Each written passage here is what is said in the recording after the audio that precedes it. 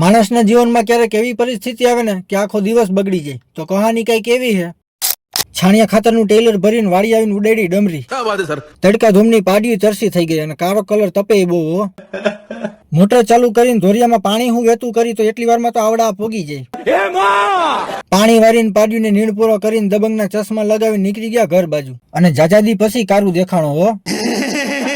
બીજા દીએ વાડીએ નીકળી ગયા અને પોગતા જ કૂતરાઓનો હરખ નો હમાય. भाई साहब कुछ ज्यादा नहीं हो गया? અને બે પાડીઓને સવારનો નાસ્તો આપી દીધો ને આપણે રાબ બદલાવી લઈ. પાડીઓને મકાઈ નાખી નીકળી ગયો તરાળામાં ટ્રેક્ટર રાખવા. બે ઉથલું ન મારી તો એટલી વારમાં તો ટ્રેક્ટર હલવાઈ ગયું.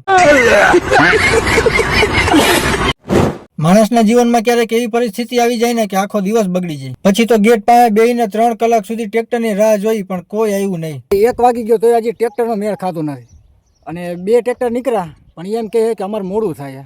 અને પછી તો જમીને ટ્રેક્ટરનો મેળ પડી ગયો હતો. અને આ ભાઈનો આભાર કે આપણી મદદ કરી. અને ટ્રેક્ટરના 4 ટાયર કાફના ભરાઈ ગયા હતા. અને પછી તો રોડ ઉપર ચડાઈને ઉડેડો કાફ.